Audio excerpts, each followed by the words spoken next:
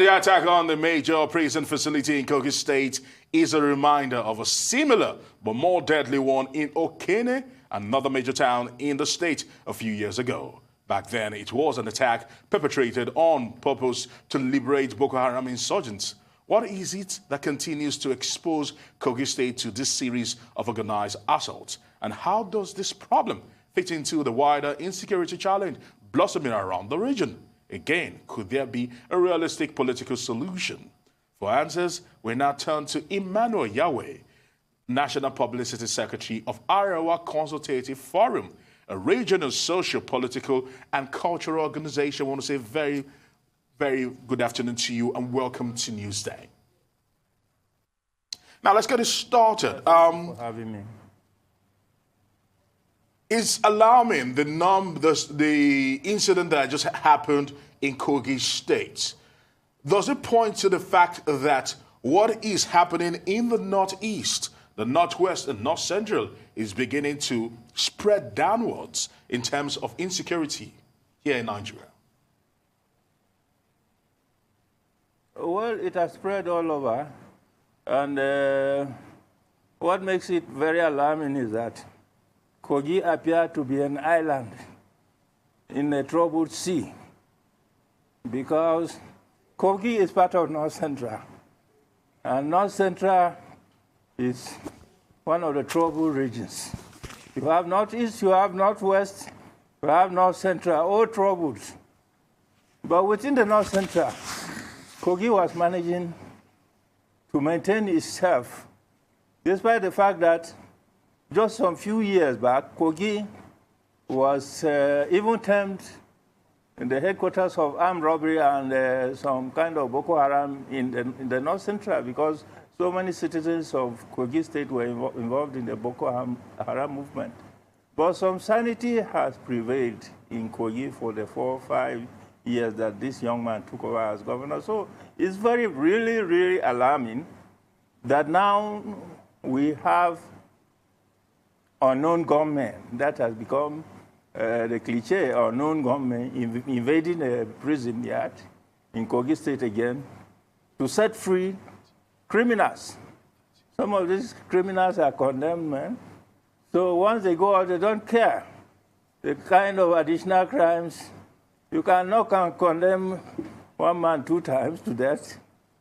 So unleashing or letting loose these kind of characters on society is a very terrible thing. And I think we should look at it beyond just the mere crime. Like I said before,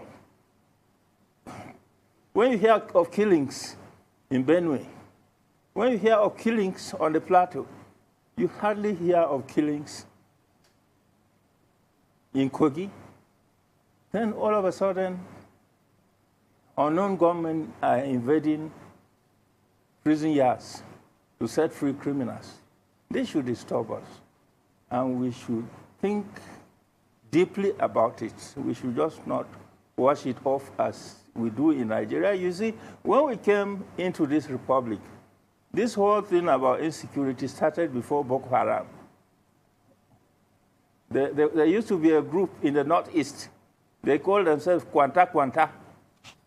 These Kwanta Kwanta people, they even killed my reporter. In one of the magazines I was editing then, the reporter was following, I think, Boni Haruna, the governor of Adamawa State. And the Kwanta Kwanta people are so courageous that the governor, with his convoy, and Siren Brady, they confronted the governor and killed some people on his convoy. Eventually, the Northeast became the home of Boko Haram.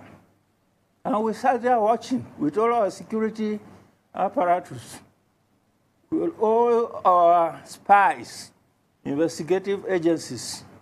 We watched this group, which was composed mainly of people who came from war-torn Chad, Kwanta Kwanta, turned from armed robbers to something more deadly.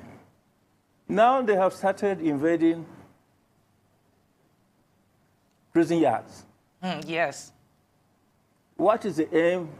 What is the aim of people invading prison yards? Prison yard is a government agency. It's a government institution that keeps people away from society who are not supposed to be in society. Once you go there and free them, you have challenged the status of the state. Yes, sir. You can go further and commit more horrible crimes. So the situation Were on you trying hand. to say something? Yes, sir. Yes, Mr. YAWE. The situation on ground is truly quite pitiful. And it's also, you know, you've discussed quite a few situations where this might have happened before. We want to know what are some feasible solutions, if you have thought of any personally, very briefly. We have solutions. We've spoken to government several times. But it appears government is not very courageous. Your government is not, we make suggestions to them. What we do in Arewa Consultative Forum is that we conduct it like the normal traditional village setting, where a group of all northerners. So when every state comes, we find out what is happening in your state. What is happening in your state? And every state complains of security. So we ask them what is to be done. Fortunately, Kogi used to have problems of security before.